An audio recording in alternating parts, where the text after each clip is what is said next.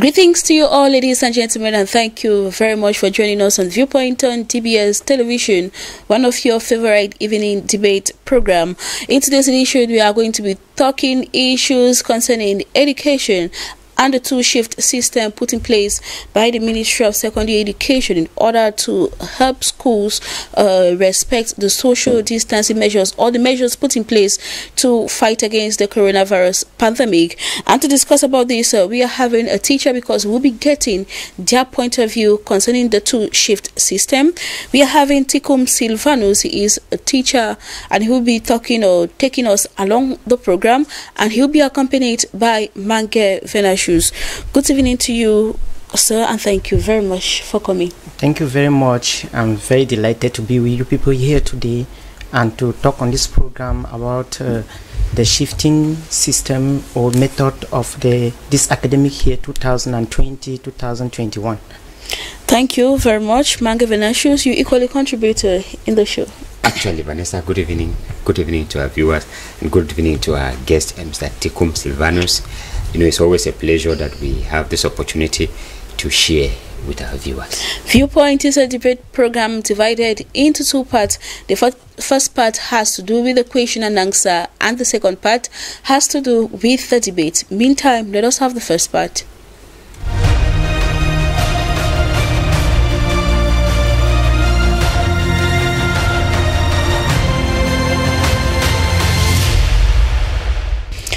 Are there any consequences of introducing the two-shift system on the part of teachers?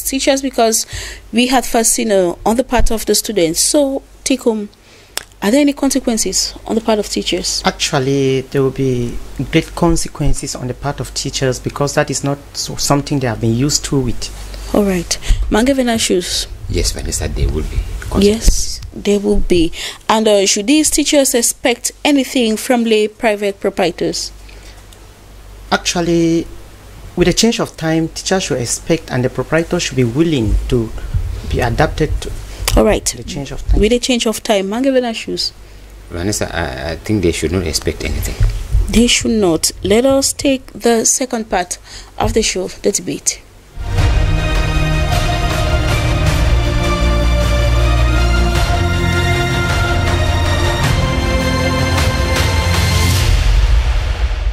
Are there any consequences of introducing the two-shift system on the part of teachers? Mr. Tikum, you think that, yes, there are consequences. So I would like to know, this two-shift you are talking about has to do from the first cycle to the second cycle, and where students will have to go to school in the morning and others will have to come in the afternoon. But then, looking at these consequences, are they positive or are they negative? Or they are both? They are both. They are both. But the negative consequences overwhelmed. First, I will have to start by looking at the consequences on two sides, on the part of the students and on the part of the teachers. But let me begin with the teachers.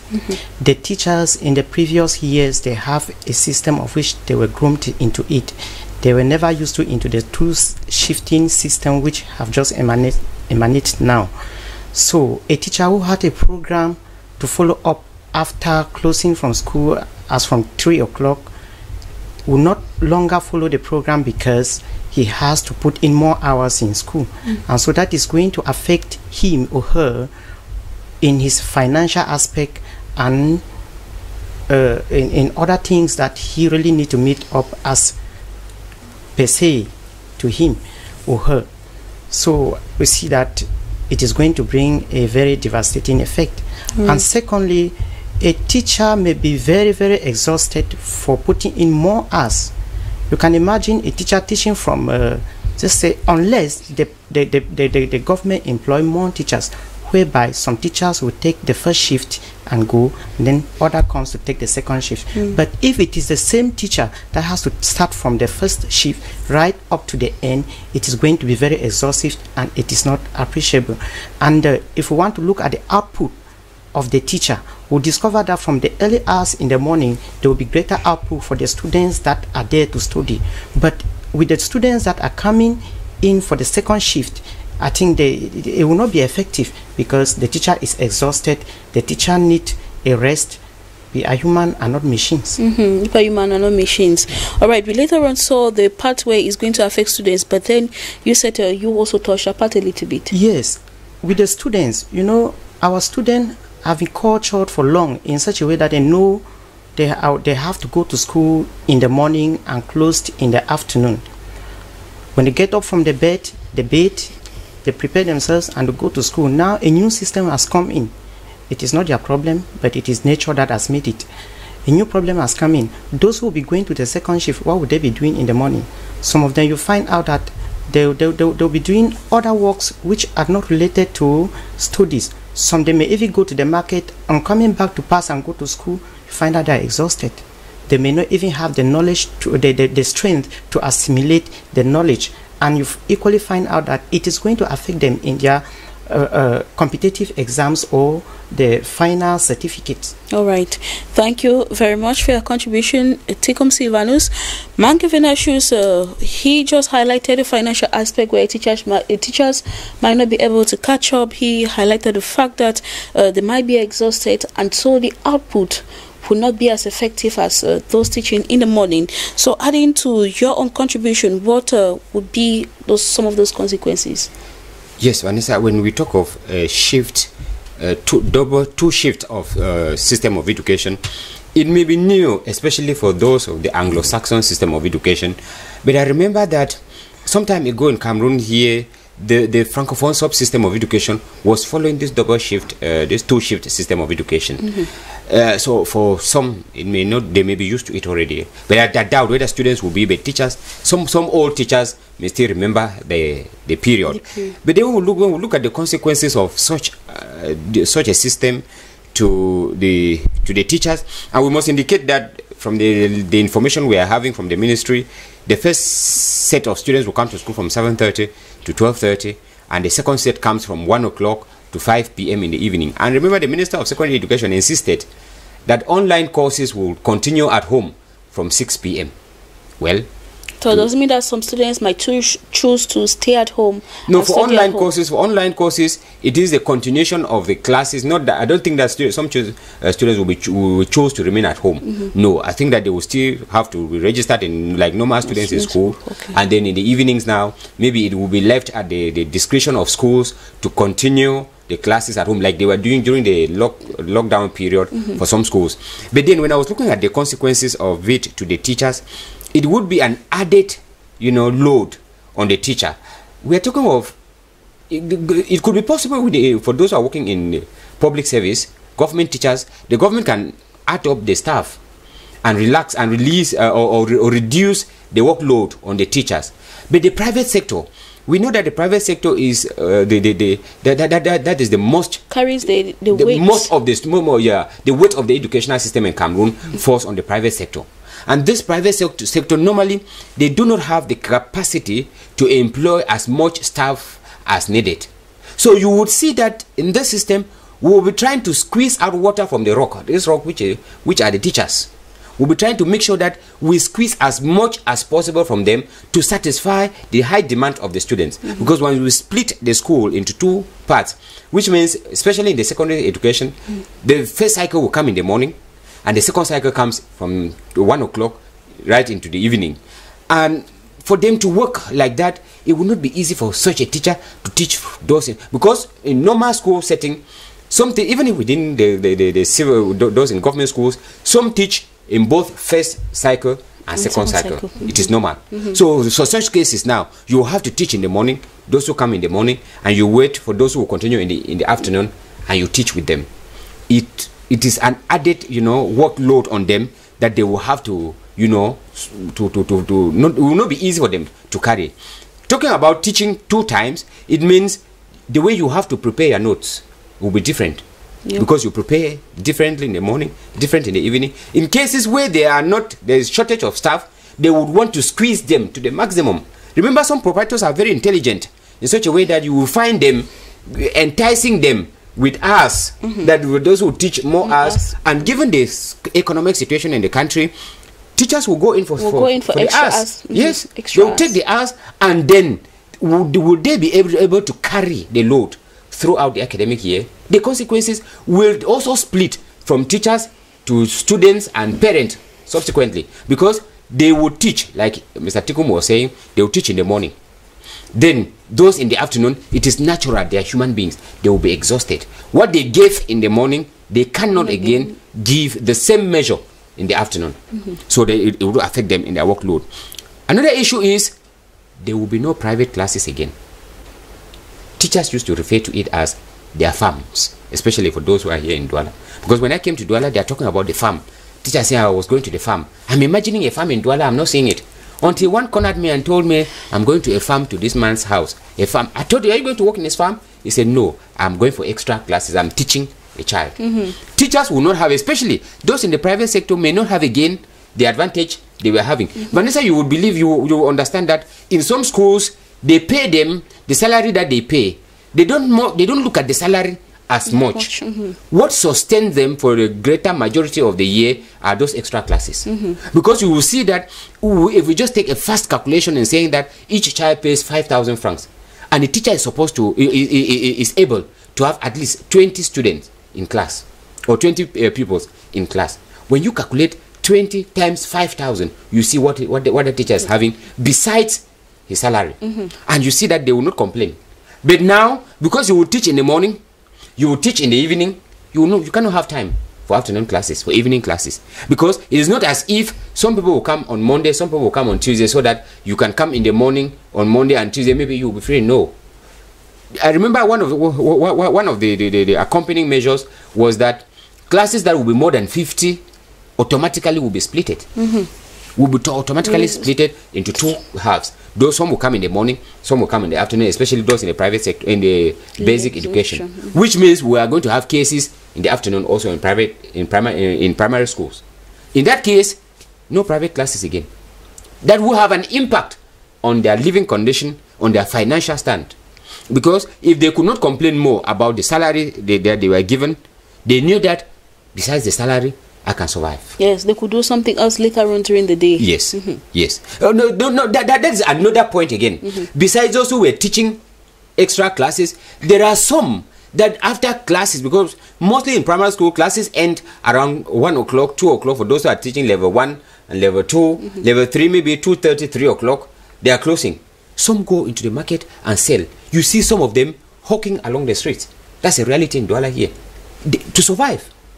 Now, all those opportunities will not come again. It is not only in the primary section. Even in the secondary schools, there are teachers that you know that you teach maybe 4 hours today or 5 hours today. And you can hop to your business milieu. Correct. You can hop from here to that other school and take hours there. It may be practically impossible now.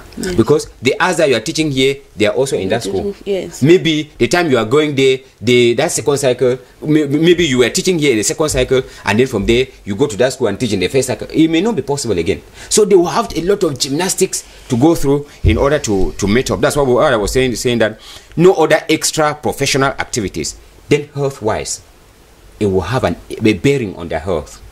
Because they will be struggling to catch up with the weight that I'm saying. They may not be able.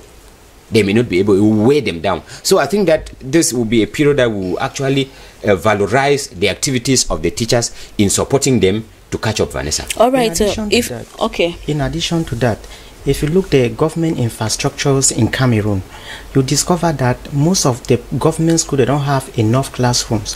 What even the private sector, they don't have enough classroom. If they have to put additional classroom, it means that they have to recruit more teachers. This goes a long way to say that cheap labor might be employed, such as to subsidize the teaching sector. Then the quality will still be low. Of course. The consequence on the pupils and the students and the teachers. All right, since we are highlighting these problems or these consequences, what can be done to remedy the situation or to better the conditions of these teachers that will be going in to teach their students? The first solution for these problems or the consequences of this shifting learning is, one, the government should promote e-learning. Though we know that not all the parents have TVs in their homes, some may not even have radio signals, but at least those who can afford, they should benefit from that. Secondly, the proprietors and the government should be willing to employ more teachers. They should employ qualified labor, such as to train well professional or such as to train better Cameroonians, because cheap labor will give rise to cheap quality of education, and it will end up bringing vandals in the society. Mangavina Shoes, do you have any contribution to that? What can be done? Vanessa, I think that the government can come in here. You know that we are coming back into this system of education because of the impact of the coronavirus pandemic. And like in most countries, the government has been coming in to subsidize sectors in the economy, sectors in health, sectors in society that were affected by this pandemic.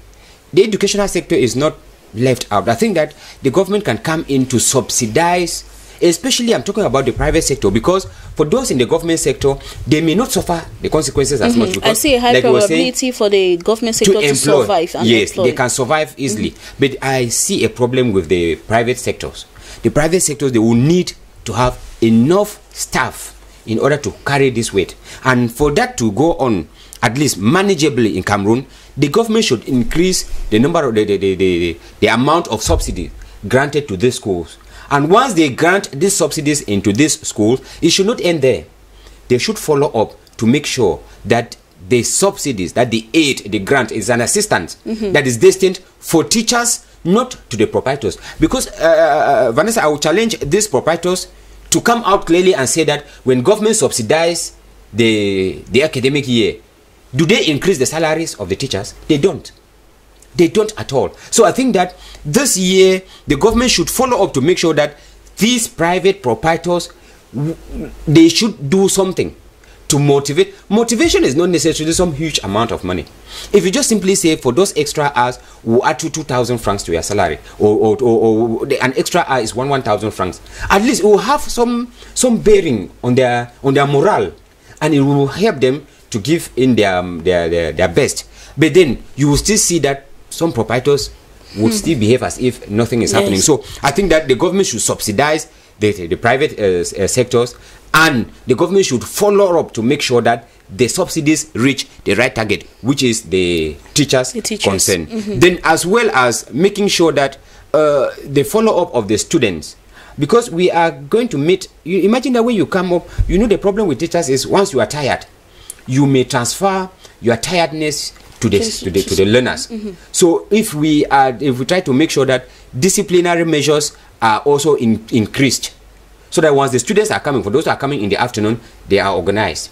Those in the morning, they are organized. They should not overstress the teachers, so that in the afternoon, they will be able to carry throughout the day. And I think that proprietors should understand that they are working with human beings this time. This is the time that they are supposed to go an extra mile in assisting them. Normally they should not, unless they pretend to deceive Cameroonians that they are forming or that they are helping in the education. If they are not business oriented, then this is the high time that they need to show their gesture to help Cameroonians to be educated. Vanessa, thank you very much, gentlemen, for the solutions that you have proposed equally to the problems that we are raising in tonight's edition. Should these teachers expect anything from lay private proprietors? Tikum, you think that yes, they should expect something? So as a teacher, probably in their shoes, you are talking for so many teachers who are out there teaching in these lay private schools. What should they expect from their proprietors, from their employers? The teachers should expect an increment in their package, in their salary from the proprietor. The proprietors too should be dynamic. They should be standing up to the task of change of time. Remember, what has caused us to enter into this system, or into this two-shift system, it is the COVID-19. And so, if the proprietor wants to look deeply, the normal academic year of Cameroon often begins from September to June. But this year, September is out, and they have paid the school fees for the children. Why not then increase the package of the teachers, motivate them, encourage them, such that their output can be sufficient? So the proprietors should open their hands, because the teachers are willing to work. But somebody willing to work and you don't want to motivate the person, the proprietor may instead kill the interest of which they are having. So the proprietor should be prepared to motivate the teachers, and the teachers are willing to receive something for the additional time that they may give. Good language, concrete gift, we encourage the teachers to work extremely hard. So the teachers will be expecting the proprietors to give them something in addition to what they have seen in previous years. All right. By way from the increase in salaries, no other worries? Are they not talking of better working conditions? In the private sector in Cameroon, the condition of working, many times teachers cried because sometimes they put in more hours, sometimes their salary, we heard for some months, they go through a lot of difficulties. We just pray God to take control of this time around. Because if it continues like this, remember, teachers have been out, they have stayed for about 8 months without salaries. Some schools, they just took the advantage that there was coronavirus outside and they refused to pay the teachers. They suffered, and they suffered. This is another thing that has come. Some of them are parents. How do we expect them to send their children to school? How do we expect them to pay their house rentage in cities and towns in Cameroon? So we expect the proprietors to do some gesture. We hope that maybe if they're watching us at this particular moment, they will heal to their demands, because some African countries, teachers have gone on strike when schools have resumed because they are not being paid. They were not even paid when the crisis broke out in those countries. Mange Venashus, you rather think that they should expect nothing, even within this period? Why should they not expect anything from the proprietor? Vanessa, when you take a situation, you compare with another one, and then you can conclude. Like I concluded by saying that they should expect nothing, that they should be expecting nothing. My concern is with the lay private sector. And like Mr. Tikum said, when the coronavirus came out, schools were closed. These teachers, most of them, 3/4 of them, had their source of livelihood from these schools, which means their daily bread was stopped. How did they survive? Every conscious thinking proprietor was supposed to keep on pay. We are not saying all the proprietors were the same. There are some proprietors who respected the agreement they signed with the teachers from September. They paid throughout. Some proprietors, for that we confirm. But there are some that just decided not to be human beings. Because when somebody is working with you, and some of them maybe, especially those in private school, in primary schools, they are not like secondary schools where you can teach here, go and teach there. Somebody comes in the morning and is leaving at 3 o'clock in your school every day. Some come right up to Saturday. For those who are teaching examination classes, they come till Saturday, and you just suddenly, because of coronavirus, you stopped the salary. Most of the schools, most of the students, more than 3/4 of the students would have paid their school fees by March. I mean, completed their school fees by March. Teachers here who said that. Correct. So proprietors cannot claim that fees were not paid. Now teachers are no more working. You stop paying them. How did you expect them to survive? Which means they decided not to be human beings. When I consider that, and then with this other period, some teachers will still remain adamant by saying that you are a permanent teacher. We have agreed on this particular sum of amount. This is what we will be paying you, and they will expect you to be teaching. They will expect you to go an extra mile. They should also go an extra mile. Will they do it? That is the problem. Mr. Tikum was saying something about pleading that proprietors should at least understand that teachers will go an extra mile. That they should remember that from those we have investigated upon, there is an increase of school fees. Most schools have increased their school fees. Increasing school fees, we would expect to see that this increase in school fees should reflect in teachers' salaries. If that is done, then they are reasoning like those who want to, facilitate this two-shift system.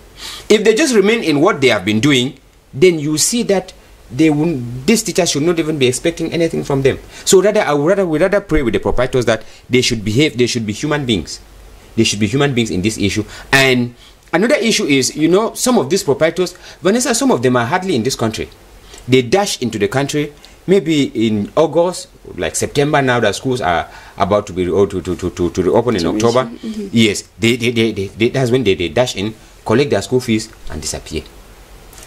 The poor proprietor, the poor principal, or the poor head teacher, you struggle with the school, and by the time they are paying the second installment in January, February, they are in Cameroon.